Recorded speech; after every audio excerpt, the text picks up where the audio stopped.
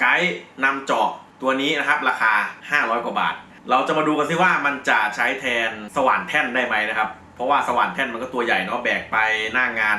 มันก็ลำบากนะแต่ตัวนี้มันเล็กดีวัสดุนะครับที่ให้มานะครับเจ้าตัวนี้นะครับตัวโครงของเขาเนี่ยเป็นอลูมิเนียมนะครับส่วนตัวก็พอใช้ได้ครับสีสันสวยงามนะครับผมเกลียวหรือบูทนะครับที่เอาไว้ล็อกดอกสว่านนะครับให้มาถึง6ตัว6ขนาดเริ่มต้นที่5มิลลิเมตรนะครับถึง10มิลลิเมตรเดี๋ยวเรามาดูกันเลยครับจุดบกพร่องแรกนะครับท่านจะต้องหาดอกสว่านถ้าเป็นท่านจะเจาะรูเล็กซึ่งดอกสว่านเนี่ยถ้ามันดอกเล็กนะครับมันก็จะสั้นดอกใหญ่มันก็จะยาวขึ้นซึ่งบ้านเราจะเป็นอย่างนี้นะครับผมถ้าเป็นดอกเล็กต้องเผื่อการจับนะครับที่หัวจำปาของดอกสว่านด้วยนะครับแล้วก็เรามาลองเทียบดูนะครับเห็นไหมบางทีแบบเราจับดอกสว่านเนี่ยขนาดนี้นะครับใส่ลงไปเนี่ยมันจะ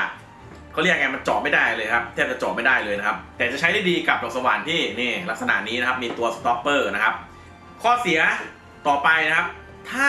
มันจะใช้ได้ดีกับตัวก้านนะครับผมตัวก้านเนี่ยที่มันเรียบเนี่ยครับนะตัวคมสว่านเนี่ยดูนะครับเห็นไหมจะมีความคอนนะครับแต่ถ้าเป็นตัวเกลียวนะครับตัวก้านเขาก็จะไม่ค่อยคอนแล้วนะครับแทบจะไม่คอนเลยแต่อีกข้อสำคัญเลยก็คือมันจะใช้ได้ดีกับอย่างที่ผมบอกนะครับดอกสว่านที่มันไม่มีเกลียวอย่างตัวนี้นะครับเจาะได้แบบเป๊ะๆของเขาเลยนะครับผมนี่แหละปัญหาก็คือว่าท่านต้องนำไปประยุกต์ใช้กับดอกสว่านให้ถูกต้องไม่มีอะไรแล้วนะครับ500 กว่าบาทนะครับมีแค่นี้แต่ผมยังเห็นข้อดีหนึ่งอย่างนะครับของเจ้าตัวนี้เลยนะครับผมเป็นข้อดีที่น่าสนใจนะครับก็คือใช้ได้ดีกับก้านไม้กวาดก็คือว่าก้านไม้กวาดเนี่ยเจาะทะลุก้านเพื่อจะเอาไปแขวนนะครับกับตะปูเพราะว่าถ้าเราเจาะมือบางทีก็อย่างว่านะมือเราไม่นิ่งนะครับก็โอเคนะครับมันก็เป็นของเล่นนะครับของเล่นงานไม้นะครับที่ผมเห็นว่ามันเฮ้ยมันแปลกดีมันใช้งานได้จริงหรือเปล่าเพราะว่าไอ้ตัวจิ๊กเจาะเนี่ยลักษณะนี้มันจะมีหลายแบบมากเลยนะครับก็จะมีทั้งแบบเป็นสปริงที่เอาสว่านไปจับเยอะแยะมากมายนะครับแต่จะดีกว่าไหมนะครับถ้าเราฝึกนะครับฝึกฝีมือนะครับก็คือฝึกเจาะบ่อยๆดีกว่านะครับผมท่านก็จะรู้เหลี่ยมรู้มุมนะครับในการใช้งานเครื่องมือนี่นะฮะจับอย่างนี้นะครับมันก็จะตรงๆแล้วแหละเล็งๆผมเชื่อว่านะครับตัวช่วยบางอย่างเนี่ยบางทีมันก็